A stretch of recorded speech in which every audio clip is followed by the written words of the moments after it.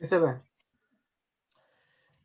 Ok, hermanos. Entonces, en esta oportunidad vamos a seguir considerando esta capacitación y hoy vamos a meditar brevemente en el pastor y su función como líder. Ustedes recordarán, las semanas pasadas estábamos viendo acerca del pastor y su función como profeta, es decir, en la función como anunciador, como proclamador del evangelio y también en su función como sacerdote, ¿no? Aquel que se pone a interceder, a orar por el pueblo del Señor.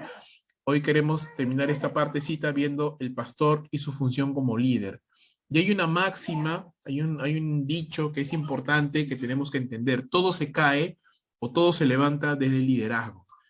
Es decir, que el liderazgo es fundamental para el buen avance o para el estancamiento o para el retroceso de una iglesia.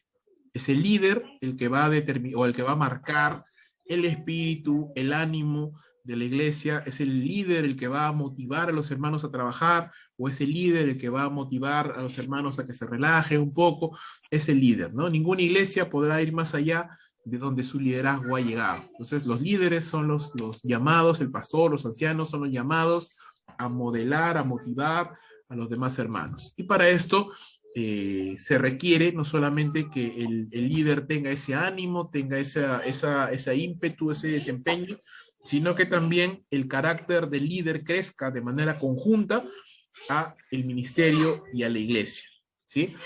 Eso es importante. Oswald Sanders nos decía que el liderazgo es influencia y es la habilidad de una persona para influenciar a otros, ¿sí? Entonces, lo que nosotros queremos, hermanos, es que podamos,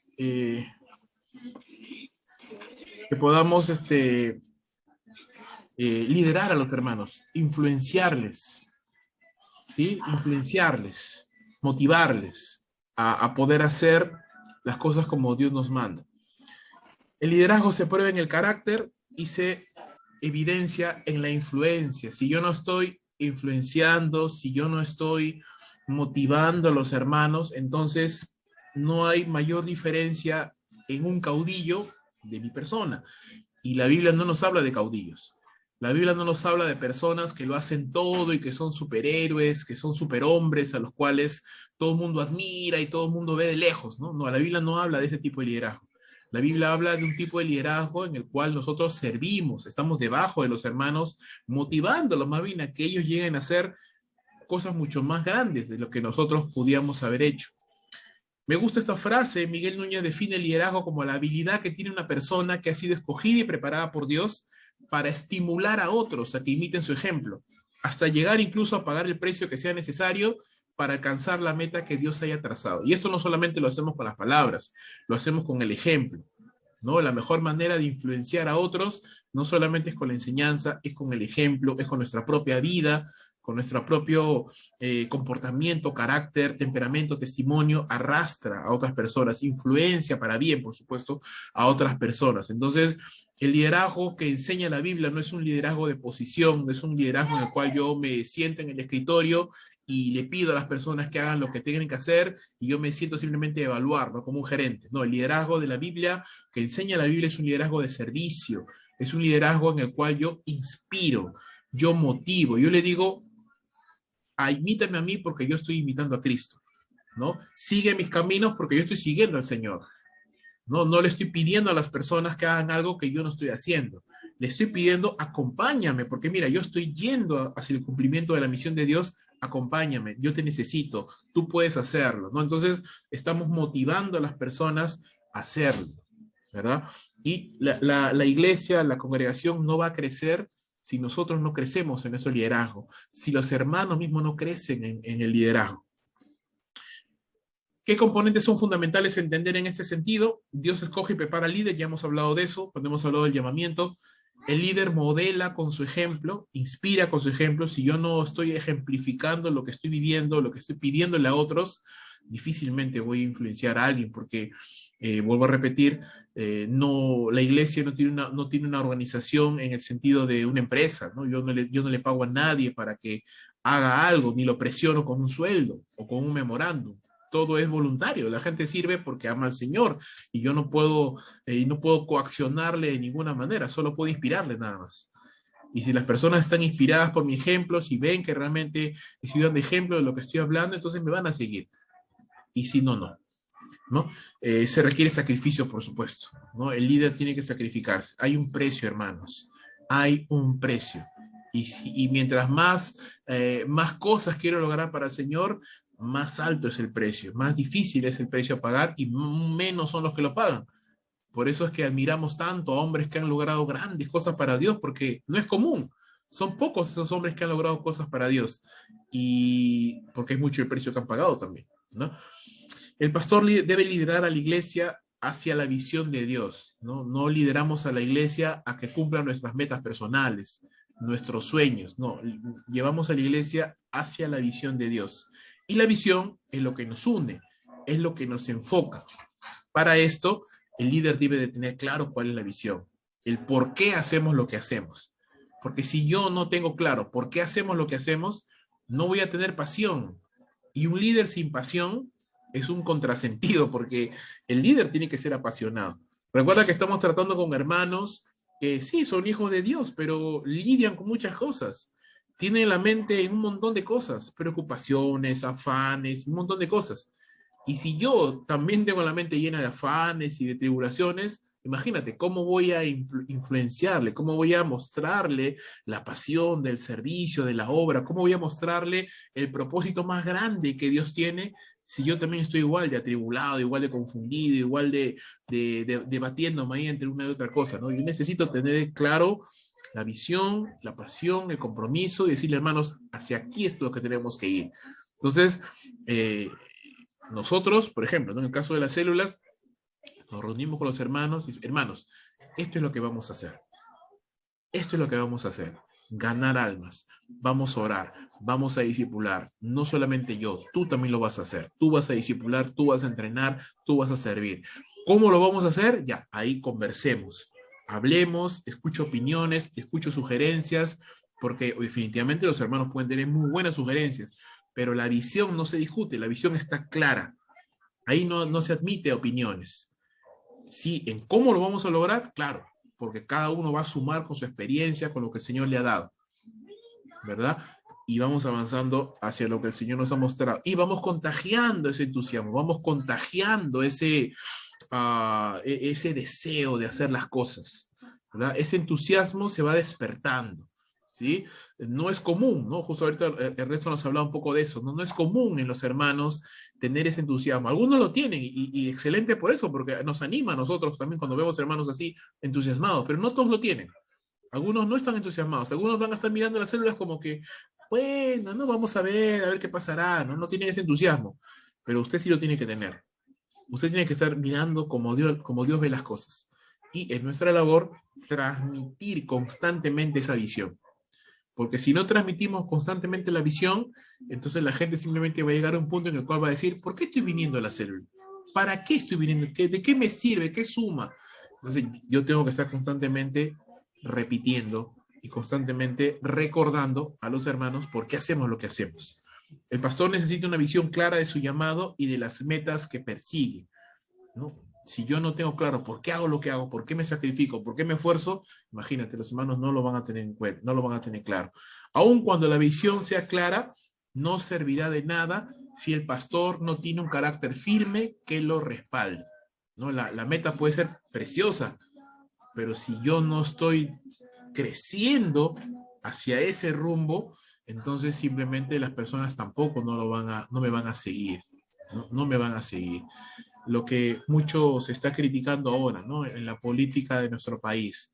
Las metas son grandes, los planes son bonitos, suenan bien, pero las personas a veces no dan la talla, ¿no? Las metas pueden ser bonitas, las palabras pueden ser buenas, las metas pueden ser loables, pero las personas a veces que las representan no las vemos como personas que pueden representar esa visión. Entonces, tan importante como la visión es la persona que está detrás, es la persona que está impulsando hacia eso.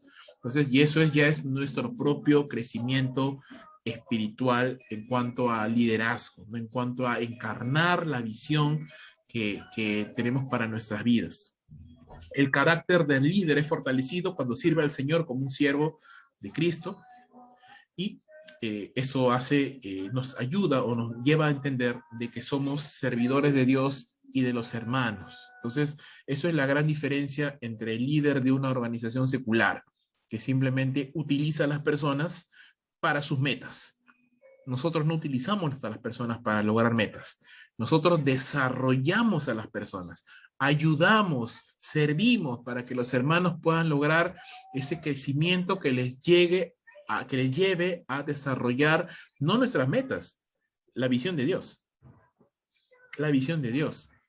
Entonces, el objetivo del pastorado no es ser el hombre orquesta que lo hace todo, no es ser el bombero que apaga los incendios, no es ser el caudillo al cual todo el mundo le va a preguntar exactamente todo porque todo lo deciden por él. No, el pastor es el entrenador, es el capacitador, es el maestro que te va a ayudar, que te va a inspirar, que te va a equipar y que te va a decir, vuela.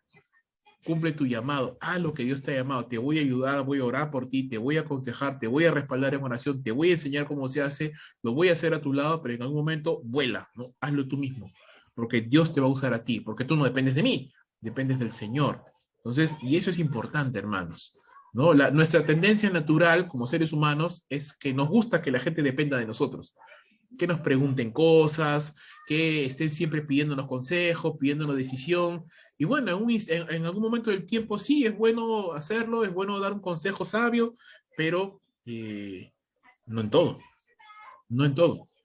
Yo siempre digo, si una persona que yo le delego un trabajo y esa persona me tiene que preguntar exactamente todo lo que tiene que hacer, mejor lo hago yo, mejor lo hago yo. Entonces, si justamente delegamos, es para que la persona, de su propio criterio, de su propia vivencia también, de lo que el Señor le va mostrando, avance. Claro, preguntará algunas cosas tal vez necesarias, saber entender, saber conocer, lineamientos, ¿no? Pero sobre lo demás, el objetivo del delegar es que esa persona avance, desarrolle su propio ministerio, corra, ¿no? Tome sus decisiones. Entonces, lo que muchas veces se malentiende es eso, ¿no? Y esperamos que el pastor diga todo y nos diga exactamente hasta de qué vamos a hacer, cómo vamos a vestir. Y no puede ser así. Tenemos que servir a los demás. Mateo 20:25, ya ustedes lo conocen, este pasaje muy conocido en las Escrituras, donde el Señor Jesús nos habla acerca de este liderazgo de servicio. Liderazgo de servicio que se diferencia completamente al liderazgo mundano. Sabéis que los gobernantes de los gentiles se enseñorean de ellos y que los grandes ejercen autoridad sobre ellos. No ha de ser así entre vosotros, sino el que quiera entre vosotros llegar a ser grande será vuestro servidor, y el que quiera entre vosotros ser el primero será vuestro siervo. Así como el Hijo del Hombre no vino para ser servido, sino para servir y para dar su vida en rescate por muchos. Esa fue la visión de Dios, la visión del Señor y el principio rector que dirigió toda su vida, la pasión que le consumía, ¿no? Y hacia eso fue, y eso fue lo que hizo, y ese fue su enfoque, y hacia eso llevó a sus discípulos, y al final cuando el Señor se fue, sus discípulos siguieron la visión, porque el Señor ya lo había plantado en ellos, ya les había mostrado el camino, lo había ejemplificado con su propia vida. No es que él estaba sentado en un escritorio y le dijo, vayan y ganen el mundo para Cristo. No, no, él hizo primero, él murió por nosotros y dio el camino, tomó el sacrificio para que nosotros luego pudiéramos ir detrás de lo que el Señor ha hecho por nosotros. Entonces, ese es el llamado, ese es el requisito y ese es el precio. Ahora, se dice más fácil de lo que es, ¿no? Así como los hermanos tienen problemas y tribulaciones, nosotros también. No somos sobrehumanos ni seres ausentes de problemas. Pasamos crisis, pasamos tribulaciones, pruebas, como todo hermano, como cualquier hermano. Pero ¿qué es lo que nos diferencia? Que estamos aprendiendo a manejar las crisis de la mano del Señor. Estamos aprendiendo a depender del Señor en todas las circunstancias y que estas cosas no nos desenfoquen de lo que Dios nos ha llamado. Entonces, un hombre, una mujer que está sirviendo al Señor no es porque no tiene problemas. Tiene problemas igual como todos, pero está aprendiendo a desarrollarse, está aprendiendo a avanzar en lo que Dios les ha mandado a hacer. Las crisis revelan el carácter del líder, contribuyen a formar el carácter del líder, obligan al líder a buscar a Dios, obligan al líder a confiar en Dios, nos mueven hacia eso, nos mueven a buscar al Señor, a depender de Él, nos obliga a replantear nuestro caminar y motivaciones y contribuyen a aplastar nuestro orgullo. Entonces, Dios sabe por qué permite esas crisis en nuestras vidas y nos ayudan a poder avanzar y a poder crecer espiritualmente. Necesitamos, hermanos, pasar esas situaciones y es bueno que los hermanos sepan cuando estamos viviendo crisis, cuando estamos viviendo circunstancias. No estoy diciendo que los hermanos sepan todos nuestros problemas, pero siempre es bueno de cuando en cuando mostrarle a nuestros hermanos que no somos perfectos, ni somos productos terminados, que también nosotros tenemos crisis y cómo pasamos por medio de esas crisis. Porque mostrarle la imagen de que somos ancianos, perfectos, que nunca tenemos problemas, que nuestro matrimonio siempre es ideal, es un poquito engañarles, ¿no? Porque no es real, no es así. Tenemos problemas, tenemos circunstancias, pero qué bueno es cuando podemos también en algunos momentos abrirnos a nuestros hermanos y mostrarles que aún en medio de las crisis y los problemas, aprendemos a pasarlas de la mano de Dios. Aprendemos a pasarlos de la mano de Dios. Terminamos con estas cosas. 3 componentes fundamentales en el liderazgo. 1, la autentificación del líder por parte de Dios, es decir, si Dios me ha llamado, Él va a respaldar mi llamado. Si Dios me ha llamado a su obra, Él lo va a respaldar. 2, mi carácter, que va a ser justamente el gatillo, el catalizador que haga que Dios respalde mi llamado, y una trayectoria exitosa. La autentificación es el respaldo de Dios. Si Dios te ha llamado, Él te va a respaldar. Si Dios te ha llamado, Él va a mostrarte por medio de frutos que Él te ha llamado. Te va a utilizar, en pocas palabras, ¿no? Te va a utilizar. Ahora, ¿en qué medida Dios me va a utilizar? En la medida que mi carácter vaya siendo tratado, trabajado, humillado delante del Señor, que yo camine en obediencia, en santidad, que yo me mantenga enfocado en lo que Dios me ha llamado. Esa va a ser la medida en que el Señor me usará más o me usará menos. Porque el llamado está ahí, pero ¿en qué medida me va a usar más o menos? En la medida en que yo me vaya sometiendo al Señor. Y eso, a lo largo del tiempo, va a construir una trayectoria exitosa. Hermanos, el liderazgo no se impone, el liderazgo no se gana de la noche a la mañana. El liderazgo se va construyendo con el paso de los años. El respeto, el cariño, el aprecio que los hermanos pueden tener hacia tu persona se va ganando con los años. No se construye de la noche a la mañana. ¿Y sobre qué se basa? Se basa sobre el hecho de que los hermanos pueden ver, 1, que Dios te usa. 2, que tu carácter refleja pues un hombre de Dios. 3, que a lo largo del tiempo Dios no solo te usa, te sigue usando. Te sigue usando, ¿no? Y los hermanos ven que vas ganando batallas espirituales, que vas creciendo espiritualmente, que tu familia va creciendo, que tu ministerio va creciendo. Entonces, la conjunción de estos 3 componentes va construyendo un liderazgo fuerte. ¿Por qué admiramos a hombres de Dios que tienen años en la obra? Por eso, porque tienen años en la obra. Porque a lo largo de los años no se han torcido, se han mantenido fieles, porque su carácter es un carácter que tú lo puedes ver, es un carácter de un hombre de Dios, porque Dios los utiliza. Entonces, todo a su tiempo, hermanos. Todo a su tiempo el Señor va construyendo. Seamos fieles simplemente al Señor. Otra función importante del pastor es formar a otros líderes. O sea, el liderazgo no solamente es que yo crezca, que yo avance, que yo logre grandes cosas. Es más, esa es la parte de la base. Lo importante también en el liderazgo es cuando usted y yo aprendemos a formar a otros líderes, para que otros continúen o expandan la obra a la que Dios nos ha llamado. Entonces, en ese sentido, usted y yo, mi hermano, tenemos que aprender a delegar y a formar, a supervisar y entrenar a nuevos obreros del Señor. Si no, imagínate, ¿no? Tendríamos que estar paseándonos en todas las células, predicando uno solo todos los cultos, encargándonos de todo. Y no puede ser así. Tenemos que entrenar personas. Otros lo pueden hacer también. ¿Dios puede utilizar a otras personas? Definitivamente que sí. Entonces tenemos que vencer el temor a querer controlarlo todo y simplemente dejar que Dios utilice a otras personas. Por supuesto, no cualquier persona. Para eso nosotros tenemos que desarrollar ese discernimiento para poder discernir, valga la redundancia, cuáles son esas personas a las cuales Dios está depositando también un potencial, identificarlas, acercarnos a esas personas y comenzar a construir una relación, comenzar a animarles, comenzar a entrenarles, comenzar a capacitarles y decirles, hermano, Dios también te quiere usar a ti. Tal vez ahorita no lo ves tan claro, tal vez no sientes esto, pero Dios te puede utilizar a ti también. Anímate, Dios lo puede hacer. Pero me equivoqué, no importa, yo también me he equivocado. Sigue adelante, no te desanimes. Encárgate de esto, te animo, ¿no? Porque la inclinación natural es que los hermanos a veces no se quieren hacer cargo de nada, ¿no? Quieren que tú lo hagas todo, pero no. Tenemos ahí que justamente vencer esa tendencia natural, ¿no? Los hermanos quieren que tú lo hagas y muchas veces nosotros decimos, sí, mejor lo hago yo porque si no, no se va a hacer bien. Y no, ambas tendencias están mal. Tenemos que decir, no, yo sé que probablemente se va a equivocar, pero va a aprender en algún momento. Y los hermanos tienen que entender que tiene que tomar parte también en la obra, que no es justo que solamente los ancianos trabajen. No, todos tenemos que trabajar. Algunos puntos importantes que con esto termino. El líder debe cultivar habilidades de comunicación.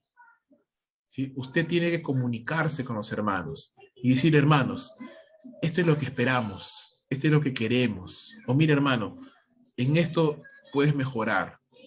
O mira, hermano, te doy un consejo, ¿no?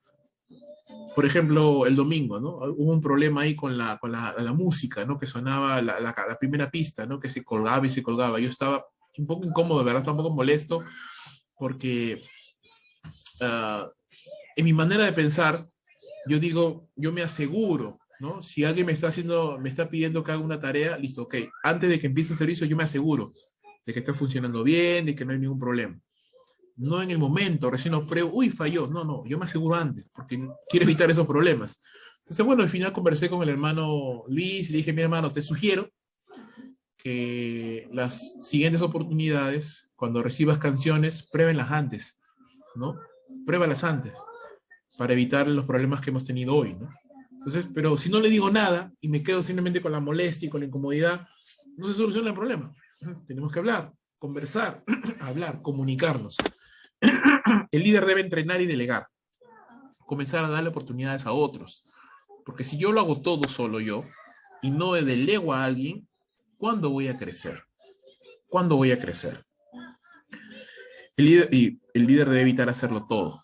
Debemos saber hacer de todo, pero no debemos hacer de todo. Los hermanos tienen que trabajar también. El líder debe cultivar su discernimiento espiritual. Eso quiere decir, debemos que también saber a quién delegamos. No podemos delegar a cualquiera. No podemos delegar a cualquiera. Hay que tener un celo también por la obra de Dios, pero un celo bueno, no el celo enfermizo, un celo bueno. Es decir, no queremos entregar las cosas del Señor a cualquier persona, que no lo va a hacer bien, que tal vez está viviendo una vida desordenada, que tal vez no va a dar un buen testimonio. Queremos hacerlo bien. Queremos entregar la responsabilidad a personas que estamos seguros que lo van a poder hacer bien. Que sí, se pueden equivocar como todos, pero hay una gran diferencia entre equivocarse porque no sé o tener un corazón pues que está desordenado, que no está andando bien con el Señor y que no quiere andar bien con el Señor, ¿no? Hay una gran diferencia. Ahí tenemos que pedir ayuda al Señor. El líder debe de supervisar la obra de Dios. Entonces nosotros, hermanos, no solo en los servicios del domingo, en todos los servicios que nos conectamos, en los clubes bíblicos, en las oportunidades que tenemos de estar con los hermanos viendo la obra, o en los días normales, tenemos que estar supervisando, viendo. Vemos algo raro en el Facebook, hablar con el hermano. Oímos de algo raro, inmediatamente. O vemos en el servicio algo que no está bien, inmediatamente nos acercamos. Supervisar, eso es supervisar. Eso es ver cómo están dando la obra, cuidar de los hermanos. Y usted tiene como anciano la autoridad, usted tiene como anciano toda la disposición y la capacidad para poder hablar con los hermanos, pedirles cuentas, aconsejarles, aún exhortarles si fuera necesario, en el nombre del Señor. Usted tiene la autoridad, hermano, usted lo puede hacer, usted es anciano en la obra de Dios. Usted, toda la iglesia sabe que usted es anciano, así que usted tiene toda la autoridad para poder hacerlo en el nombre del Señor. El líder debe ser ejemplo de pasión y amor por Dios. Bueno, ya hemos hablado de eso. El líder debe ejemplificar el amor de Dios por los hermanos y el líder debe de seguir creciendo en todo aspecto de la vida a ser posible. Ser ejemplos de estudio de la palabra, ser ejemplos en nuestra familia, ser ejemplos en las finanzas, ser ejemplos bueno, en todo lo que podamos, hermanos, crecer y ser ejemplos, hay que serlo, hay que procurar hacerlo para poder animar a nuestros hermanos a vivir una vida así, una vida de constante crecimiento, de constante superación, de constante amor por Dios y por su obra. Entonces, mi deseo, hermanos, y mi certeza es de que la obra va a avanzar, de que la obra va a seguir creciendo, pero si queremos que realmente la obra crezca y llegue a ser una obra cada vez más relevante para la gloria del Señor, no solamente la obra tiene que crecer, sino nosotros tenemos que crecer junto con la obra, ¿no? Tenemos que ser capaces